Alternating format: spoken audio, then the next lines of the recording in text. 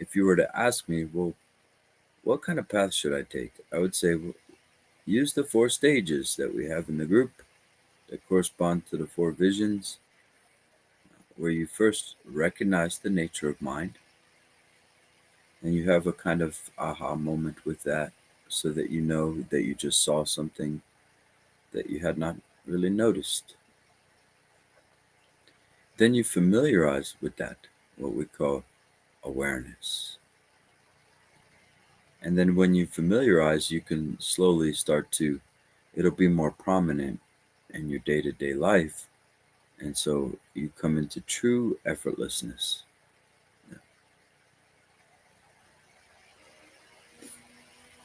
So a few things that I recommend to help you recognize and familiarize is the 4 samayas. To keep the 4 samayas in mind. And this root text is on the 4 samayas. 4 samayas are basically little ways to help us out. They're not rules in this context. Usually, samaya means like a rule or precept. And they are rules in terms of, well, this, your mind is ineffable, it's open, it's purely present, and it's inseparable from everything. So, those are the 4 samayas there. Let me let the doggy in. So, come on, puppies. So another thing that another kind of tool that we have in our basket is the 4 chokshaks. All right, and that's letting your awareness be like a mountain. We kind of went through that in the beginning. So instead of the winds of thoughts and emotions kind of blowing us away, we remain in the view in your own awareness, which is like space.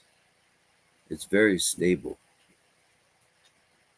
And it feels very stable. And just coming into your awareness actually helps stabilize all 4 foundations of mindfulness naturally.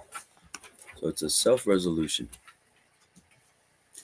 But yeah, here we have this root text is going to be about ineffability, meaning that ultimately we don't have a concept for our mind. For ultimate truth, we start to relax our need for a concept to define everything. So we can embrace this kind of I don't know mind, which is very powerful. So the second samaya is openness, spaciousness. The third samaya is pure presence. And the fourth samaya is oneness.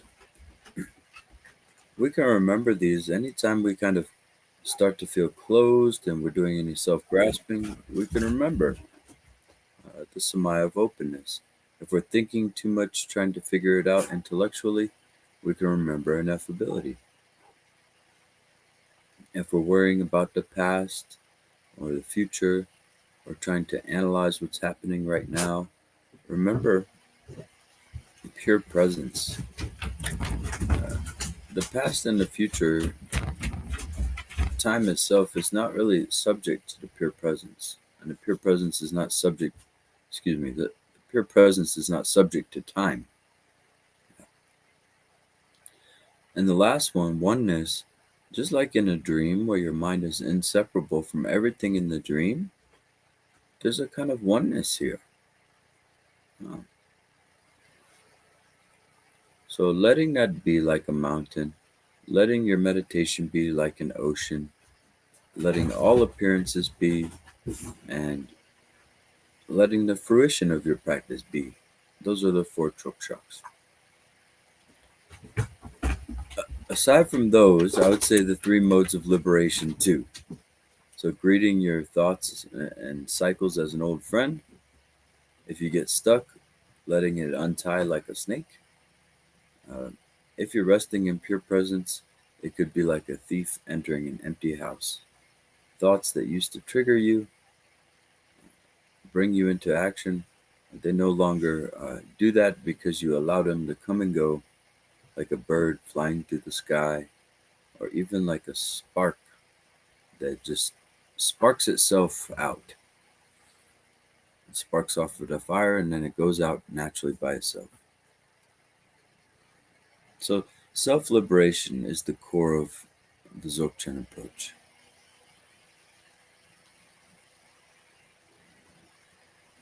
Alright, so please get comfortable and I will read the root text.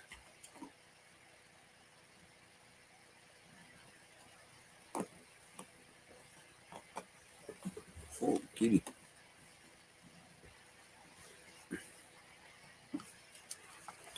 Homage to glorious Samantabhadra. And if you hear that word Samantabhadra, remember it means the all good, Kuntazampo. They're referring to your mind. Your mind is pure cognizance. Nothing bad about it, actually. It's only what we do with our mind. We create distortion. Okay, primordial Buddhahood, the ground of fully evident enlightenment, unchanging, spontaneously present, the basic space of the Vajra heart essence. The nature of mind is natural, great perfection. I pay homage to this, with nothing to discard or adopt, nothing to come or go. The expanse of the inexpressible nature of phenomenon, the very pinnacle of view, is great perfection.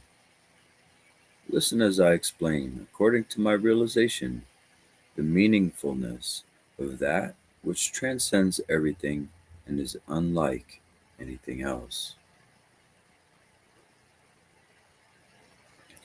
For the categories of mind, expanse, and direct transmission, the consummate meaning of the heart essence is that of ineffability, openness, spontaneous presence, and oneness.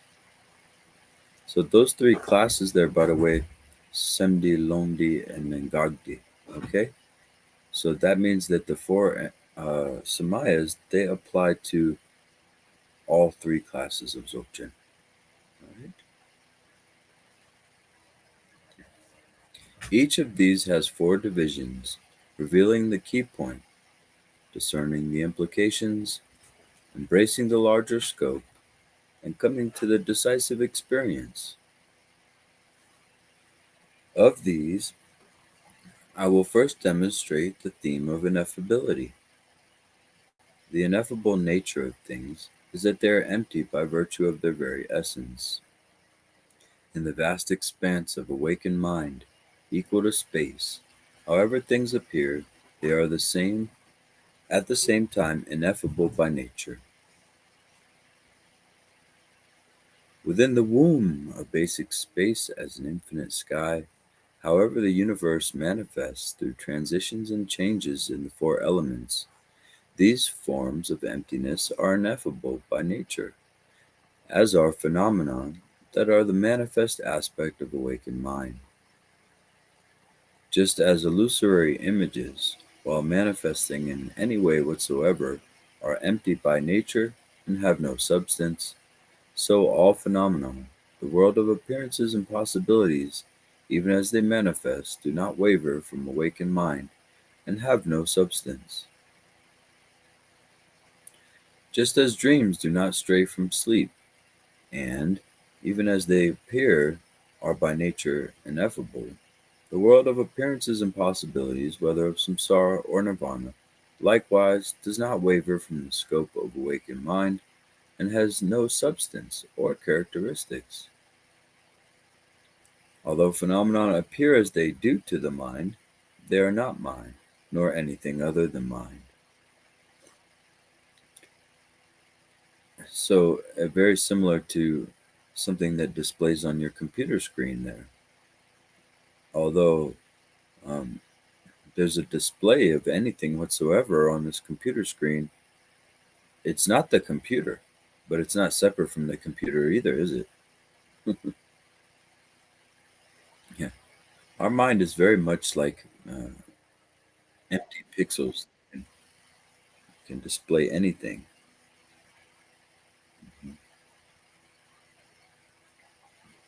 Yeah, because they're the display of mind, they're not other than mind. Just like the light of the sun is kind of the display of the sun, but it's inseparable. It's still the sun. But the key to samsara, the key to our stress, is that we position ourselves in the display of our mind and the energy of our mind rather than the basis. And of course, that display of the mind can be very turbulent when we do that. It fluctuates, it's dynamic, it's sporadic. Yeah. It's the difference between being the hose and being the water. You know, the water that comes out of the hose just sprays out. It's all chaotic. Or the hose just sits there holding it all. So this is verified in many ways through dream yoga, through our silent sits. Maybe you do other practices. You can begin to see this, how you can actually relocate yourself into the basis of your mind. So um, there's a box in front of the next sentence. Okay. So given their illusory nature as clearly apparent yet ineffable manifestations, moment by moment, they are beyond description, imagination, or expression. For this reason, know that all phenomena that appear to the mind are ineffable, even as they manifest. And that's a little secret gem hidden in there, by the way, because if you can learn to leave phenomena alone, that means everything: thoughts, emotions, sights, sounds, tactile sensations, etc. If you can leave those alone, for example, every time you look at the sun, you're thinking, that's the sun. Even if it's a subtle thought, that's the sun. But soon you stop saying that, that's the sun. And you just let it be. You let it be beyond description, beyond our constructs. These constructs are almost like we're babies, and they're giving us these constructs. Okay, this is the sun, this is the moon, this is a body, those are your eyes. Okay, we've learned to navigate. Now we can. Well, what are these things really? It's only an eye because you're saying it's an eye. It's only the sun because you're saying it's the sun. And that's fine and it works. It's our proprietary reality, as Donald Hoffman would suggest. But at the same time, um, don't you want to come into a little bit more than an imputated uh, construct, a conceptual imputation? Yeah, we do. So the more you lose that conceptual imputation, reality starts to reveal itself. Yeah. And if you could just leave that be, like it says in the Chokshaks, then you'll allow a complete revelation there. You'll start basking in the truth without a need to intellectualize everything. Believe it or not, conceptualization and intellectualization are huge hindrances to the simplicity of your mind.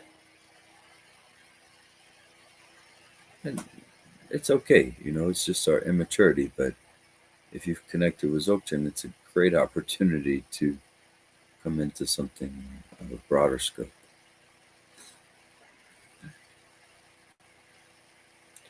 So Deirdre asking me to repeat the last statement. You mean from the reading or from my empty head?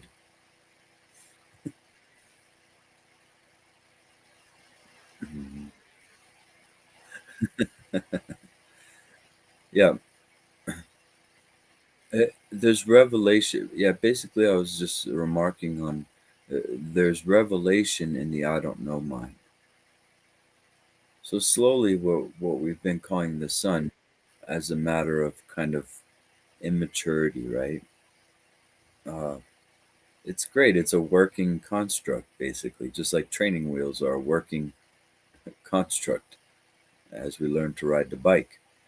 But If we can manage to leave things alone, come out of the intellectualizing mind, then greater wisdom, greater intellect is actually kind of bestowed upon us, believe it or not.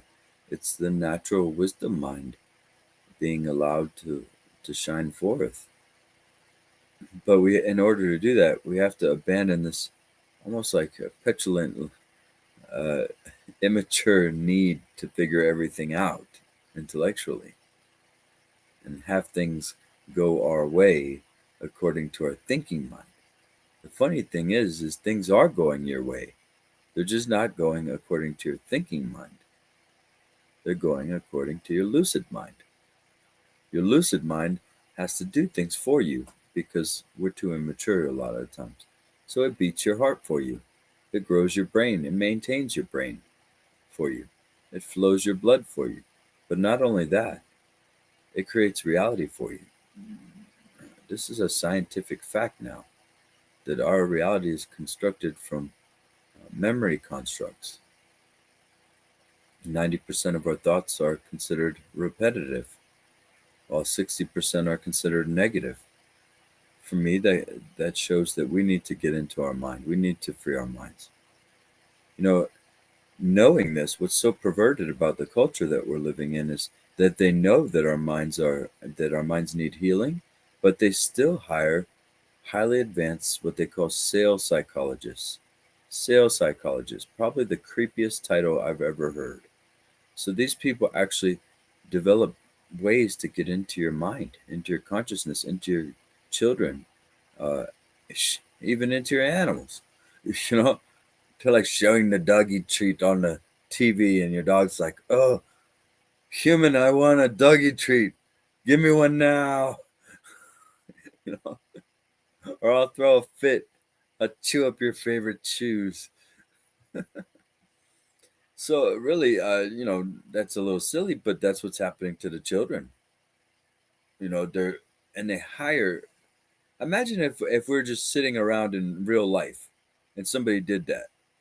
Like we're all just hanging out, and one guy has I don't know, cupcakes, and he really wants to sell them. So he hires a psychologist to come start talking to us about our family history, about our mental tendencies, our emotions, everything. And then we say, "What? It's really been nice talking to you, but why are you getting all this information from me?" "Oh, I want to sell you cupcakes. That's why." And next thing you know, this guy's talking to you in a really weird way, and you want to buy a cupcake. You don't even know why you want to buy the cupcake, but you want one. It's because they're hacking into your subconscious with a kind of psyops. Uh, to me, that's yeah. It just kind of adds on to the dilemma and we can be aware of this as mind scientists.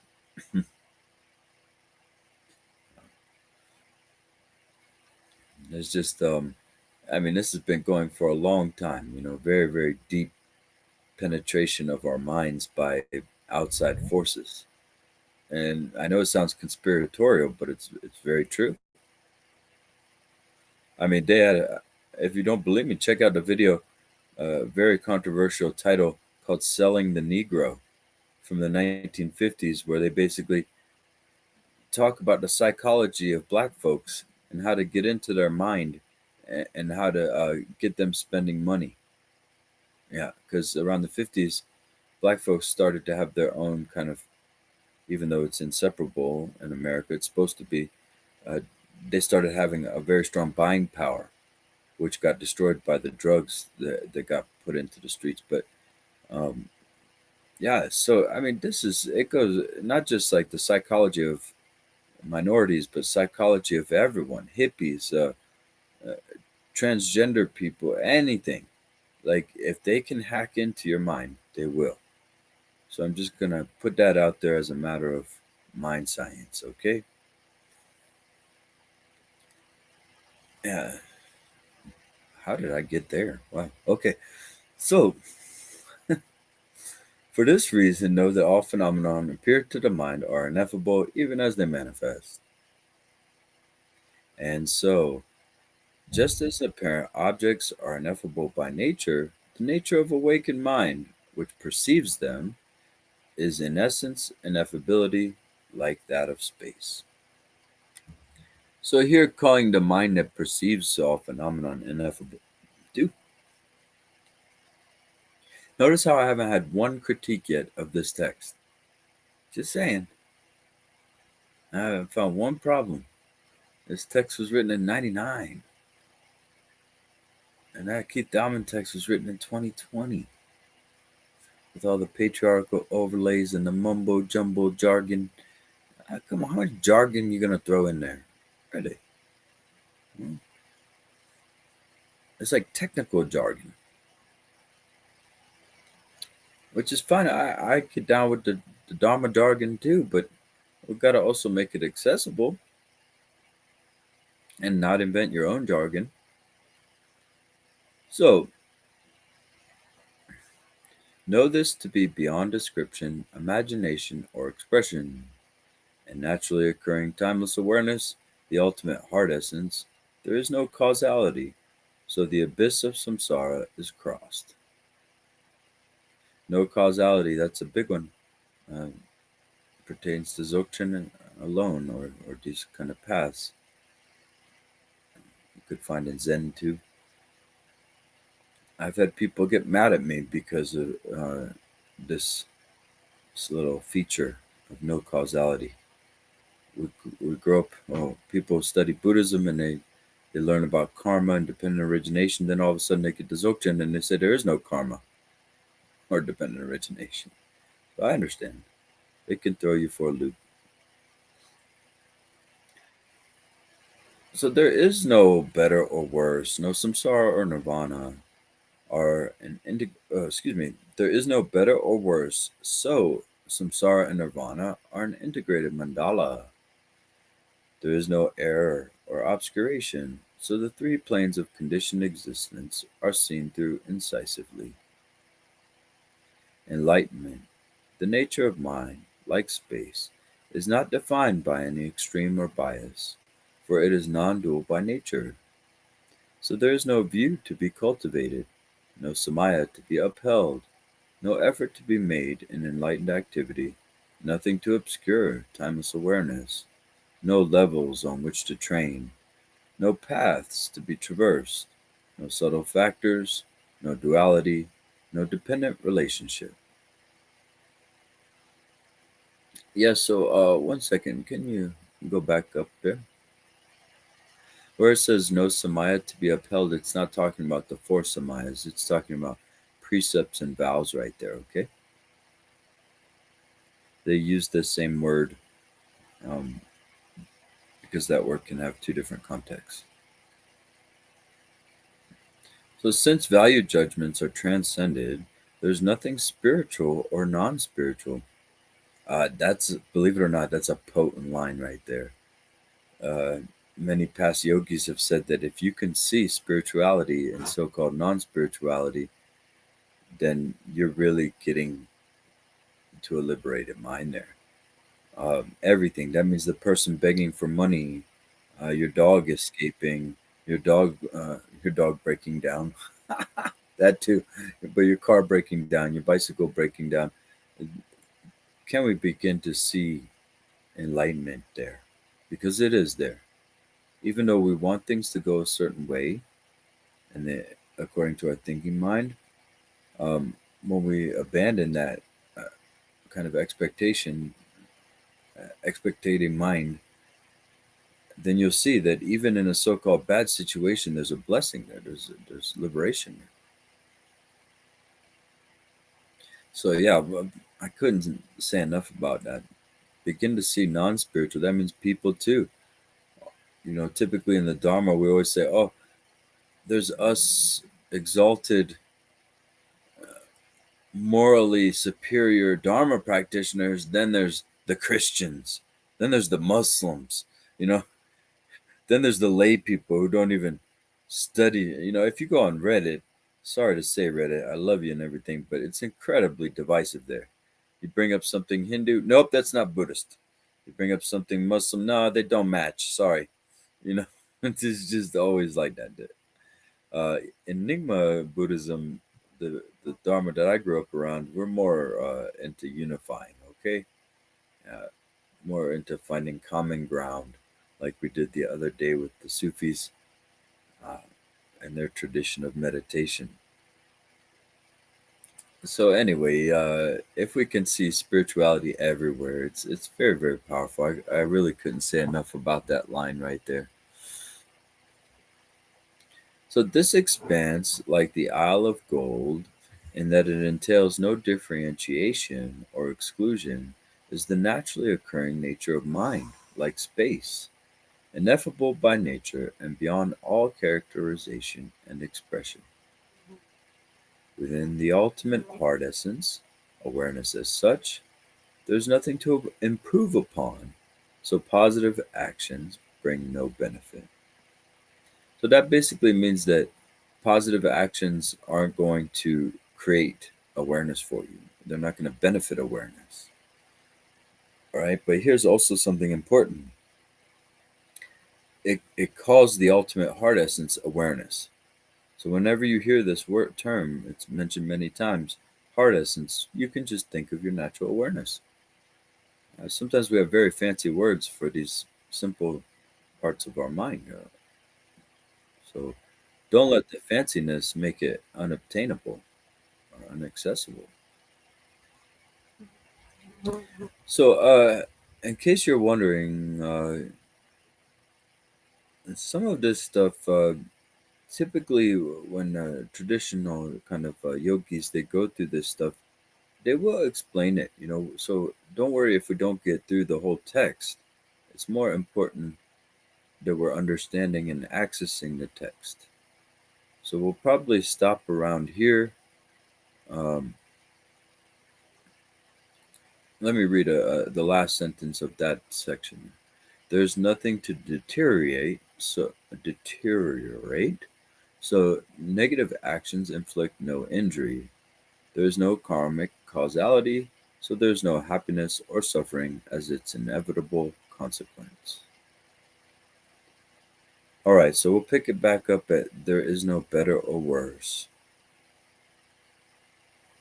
Thank you so much, Yeshi, for scrolling along and providing the text for us. And thank you, everyone in the Mo Sangha that's here, for your presence, for your practice, and to all those on the YouTube channel um, showing love on there. Don't forget, you can ask questions too, and you can get answers. If I don't have the answers, I know somebody who does have the answers. And if they don't have the answers, they know somebody who has them. Thank you.